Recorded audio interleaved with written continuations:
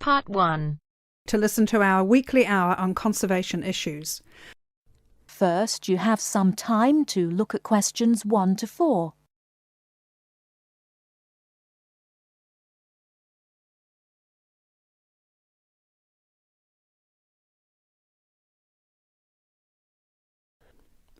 Thank you very much for tuning in today to listen to our weekly hour on conservation issues. Last week we spoke about the impact of environmental changes on primates, and this week, to continue the theme, we have invited in a specialist by the name of Professor Andrew Ripley, all the way from USA, to tell us more about the problems faced by the cat family. Professor Ripley, thank you very much for joining us today. It's my pleasure. Thank you very much for inviting me. So I understand that you spent a great proportion of your time travelling the globe and monitoring changes in population levels of the cat family. Yes, that's correct. Of course, we're not talking about the domestic cat here, but their majestic cousins such as the lion, tiger and jaguar, to name but a few. Which member of the cat family do you yourself find to be the most fascinating? Well, I've spent a lot of time recently studying jaguars, but the lion is still my personal favourite. It is the world's most social cat, and unusual in the way in which it chooses to group together with others of its species. Prides of lions basking in the sunshine are probably one of people's most vivid perceptions of the African bush. Yes, certainly. I totally agree with you. Can you tell me the current lion population in Africa these days? Before you hear the rest of the conversation, you have some time to look at questions 5 to 10.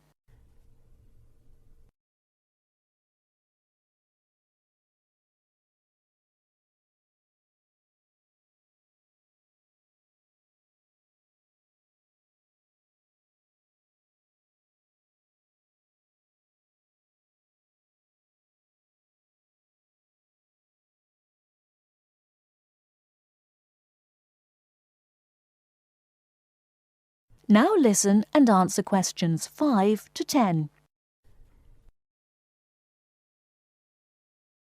Well, it's very difficult to measure it accurately. Figures range from 100,000 to as few as 30,000. But it's generally estimated that there are 50,000. In order to maintain the population and protect the species from poachers, many are moved to protected areas. Which member of the cat family do you feel is most at risk? For different reasons, a number of species of the cat family are endangered, sometimes due to natural predators or environmental changes, but mainly because of the threat of hunters. For example, I'm sure you're aware the bones and body parts of tigers have been and still are traditionally used in medicines in the Far East. And because of this and the demand for medicine made from tiger parts, their numbers have been falling for some time, and to date there are fewer than 6,000 tigers living in their natural habitat of the forests and plains of Asia. What is being done to curb the population decrease? Well, specialists such as myself work closely with conservationist groups such as the World Wildlife Federation, or WWF, to protect tigers from illegal hunting.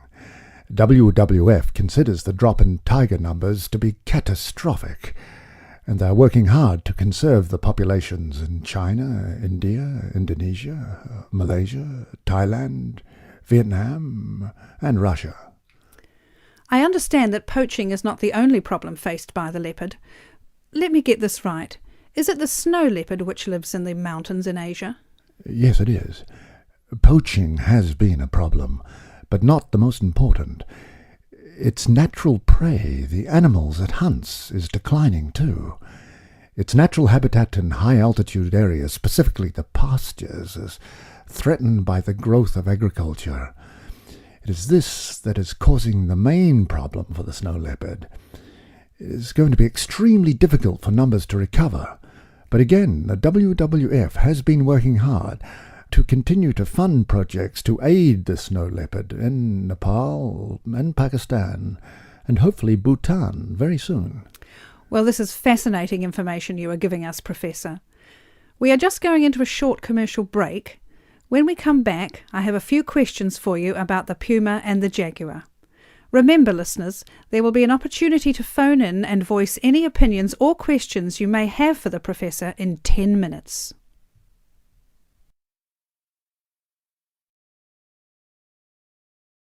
That is the end of part 1. You now have half a minute to check your answers.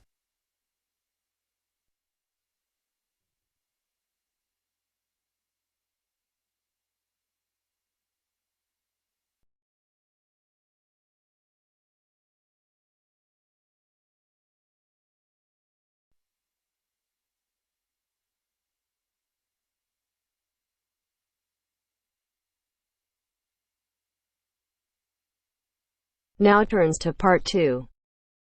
Part 2. You will hear the principal of a university welcoming his students. Look at questions 11 to 17.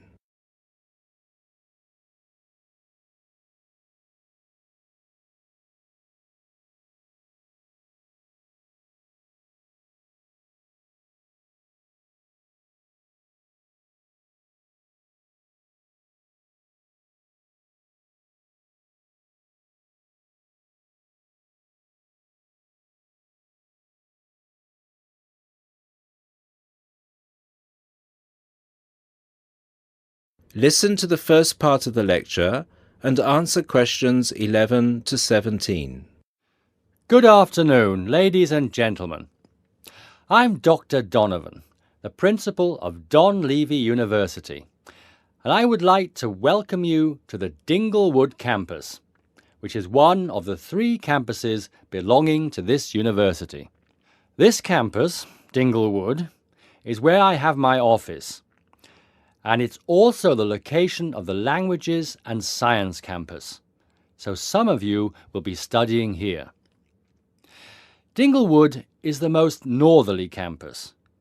The Business Studies blocks are in the Churchdown campus in the centre of town, and the Southern or Trailway campus, where history and architecture are situated, is to the south of the town. Those of you who are enrolled in any of those courses will be taken to your respective buildings at the end of this meeting. Those of you studying on the Dinglewood campus, you will have a tour later too.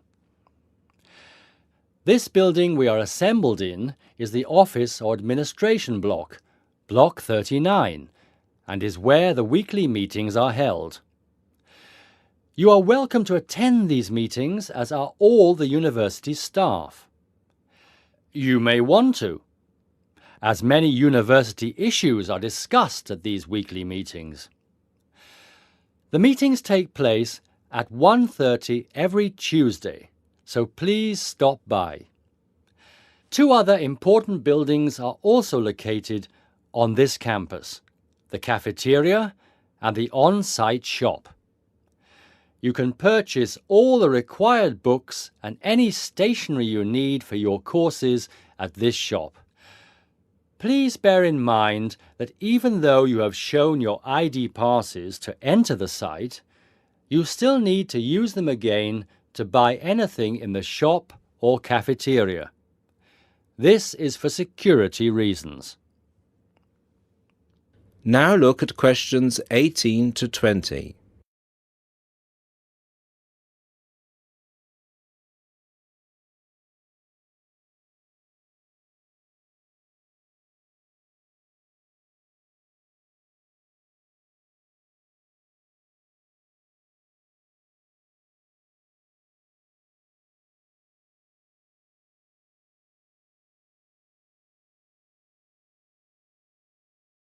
As the lecture continues, answer questions 18 to 20.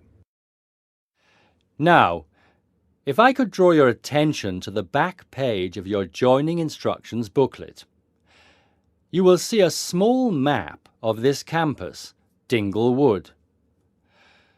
The block we are in now, the Office and Administration block, is located between the Languages Centre, Block 38, and the Physics School, Block 30. That's 3O. These are both on the right of the plan.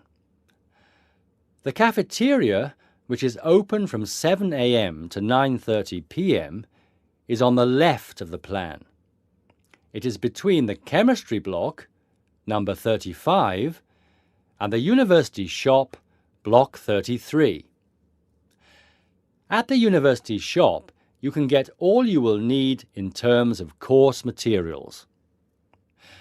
The biology block is block number 29, and you'll find the biology block between the chemistry block and the languages centre. Be careful with the numbers, as they are not always logical. As you will see, there are gardens on the right-hand side of the gate. These are being extended over the next 2 months, and a memorial fountain is being installed in the middle of the campus. This means that the campus will be very noisy during normal working hours. However, the campus will look much nicer when it is all finished. Right, so that's it for your initial campus orientation. At this point, could the language students all follow me, please? And the rest of you, please assemble under the banners which show your main topic of study, and you will be directed to the other campuses. That is the end of part 2. You now have half a minute to check your answers.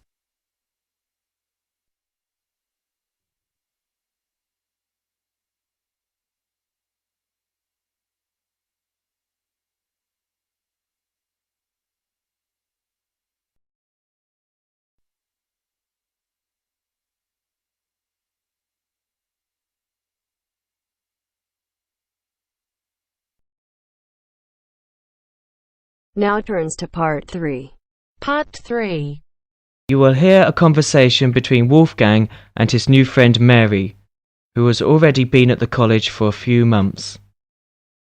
In the first part of the conversation, they're talking about a social activity program at college.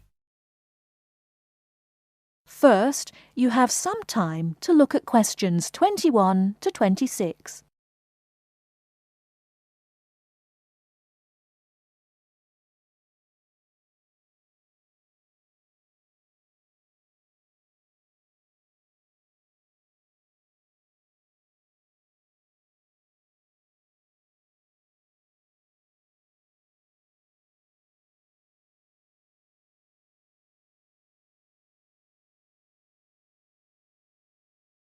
Now listen carefully and answer questions 21 to 26.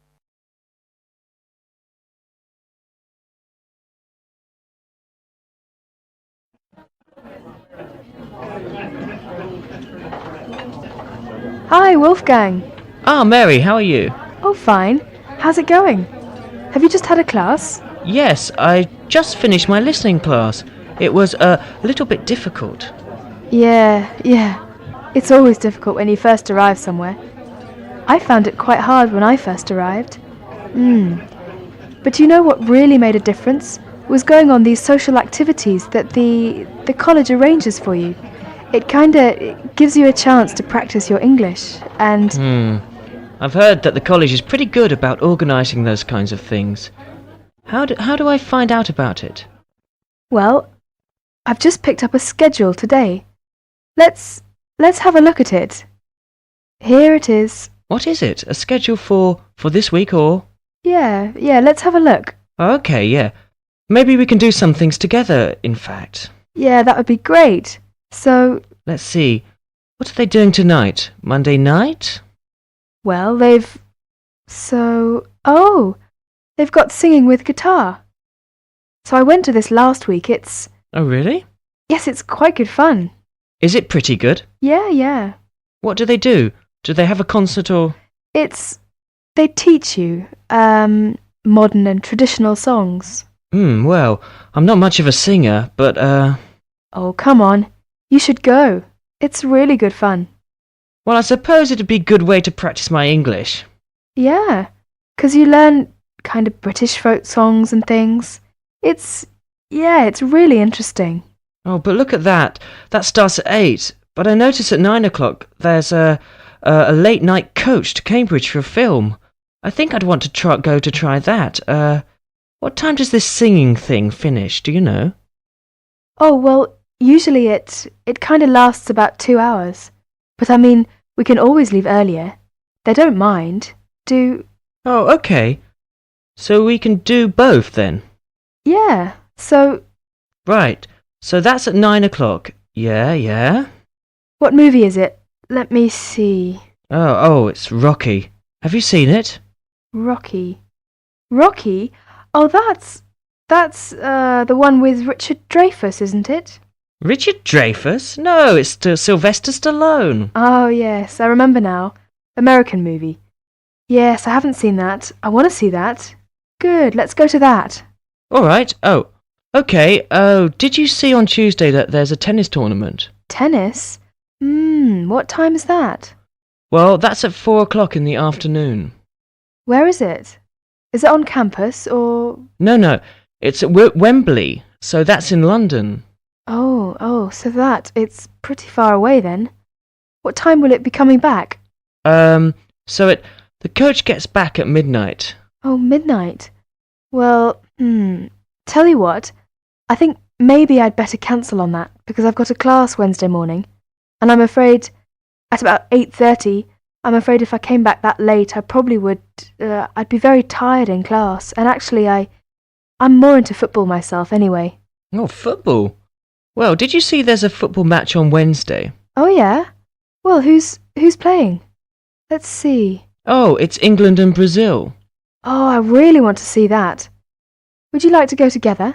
Yeah, sure. What time is it? Let me see. It says 15:30, so that would be 3:30. 3:30, huh? Now, I have a lecture right after lunch on Wednesday at 1:30. Uh-huh. What lecture's that? Oh, well, there's a journalist coming from the BBC. He's going to talk about his experiences as a foreign correspondent. Oh, that sounds interesting. Would you like to go? Yeah, what time do you say it was? Right after lunch, around 1:30. Oh, 1:30. I have a class then. Oh, yeah. Oh, that's too bad. Well, what time does your class finish? It's an hour long, so it finishes at 2:30. Oh, well, I shouldn't imagine. The lecture shouldn't go much later than that either. So after your class and after my lecture, we can get together to go to the football game. Okay, so we can meet... Let's see, maybe 3 o'clock. Or maybe 3:15. Yeah, I think 3:15 would be all right. Okay, where should we meet? Well, usually on these kind of trips, the coach leaves from in front of the dining hall, so maybe we could meet there. Okay, so in front of the dining hall at 3:15. That sounds fine. Yeah, right. On Thursday, there's an international evening in school hall. Yeah, all songs and dances performance by students from all over the world. That's very interesting. Would you like to go and see? Yes, when is it? It will start at 8. Shall we meet at 7:50 in front of the school hall? Fine, 7:50 in front of the school hall. Before you hear the rest of the talk, you have some time to look at questions 27 to 30.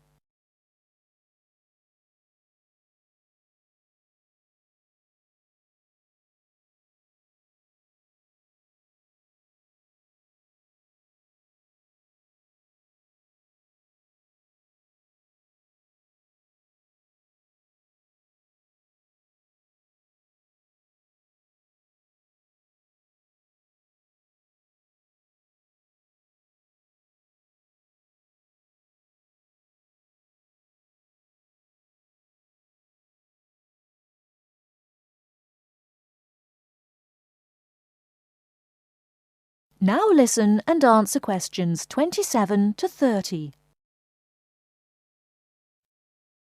Oh, and another thing I definitely want to do this weekend is to go and see, they're going to have a trip to Stratford on Avon. I think it's on Let me see. What day is that? Friday, I think my roommate told me. Oh, Friday. Would you like to go to that? Yeah, but are you sure it's Friday? I thought that's what he said, but I might have been mistaken. Well, usually these things are on weekends. Right. Let's see here. Oh, you're right, yeah, Saturday morning, 8:30. Aha. Right, Friday's the disco. Oh, disco. Yeah. So actually I've arranged to go with some of my friends. So if you'd like to come along with us. Oh, that would be very nice, yeah. Yeah, you can meet some more students. Oh, well, what time shall we go to that then? Well, it starts at... what time? 8:30, but we don't want to go too early. So let's say 9 or 9:30. Let's say 9:30. Okay, yeah, we can meet there, but we'd better not stay too late because the Stratford thing is, pretty early in the morning. The bus will be leaving at 8:30. Oh, yeah, right. So we want to make sure we get up for that. Yeah, say, by the way, this trip, since it's, quite a way away, do we have to pay anything extra for that, or is it free? Well, usually most of the trips are free. But, yeah, for these ones which are quite a distance away, then we usually have to pay a little bit extra. Is it a lot, or...? No, it's usually about £25, something like that. Oh, well, do we have to tell them ahead of time that we're going to go?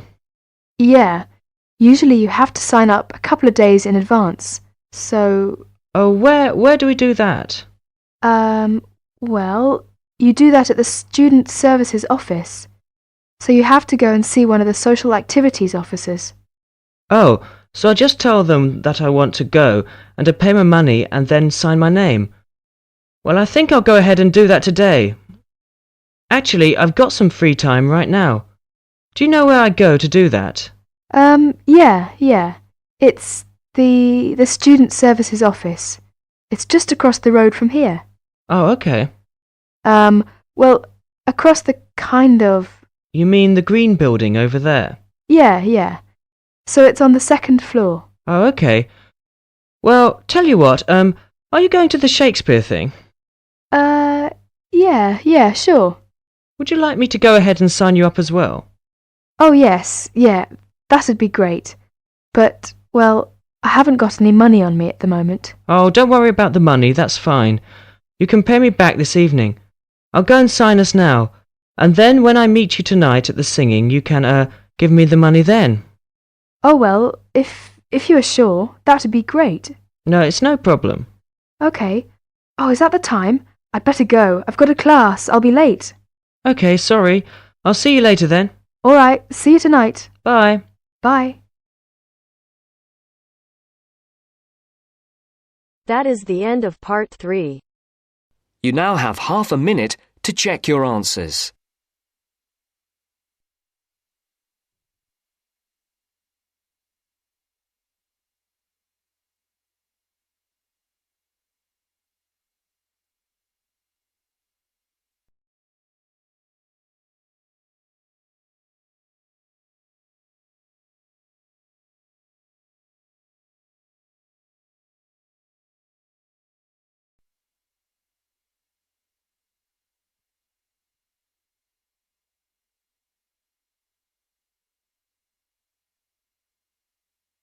Now turns to part 4.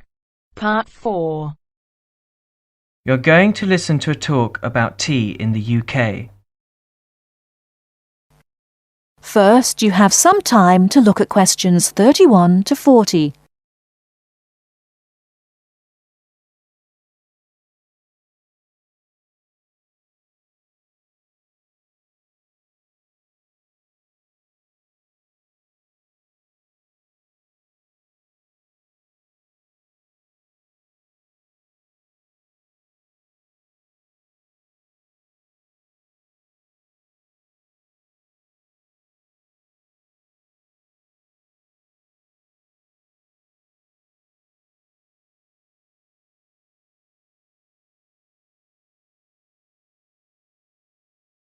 Now, listen carefully and answer questions 31 to 40.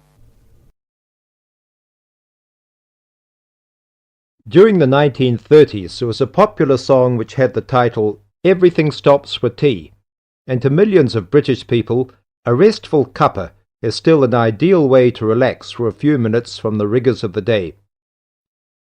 The English custom of drinking tea has its roots in the 17th and 18th centuries. When first imported to Britain, the exotic cha, or cha, as the Chinese tea was variously called, was considered a man's drink to be enjoyed with colleagues at London coffee shops.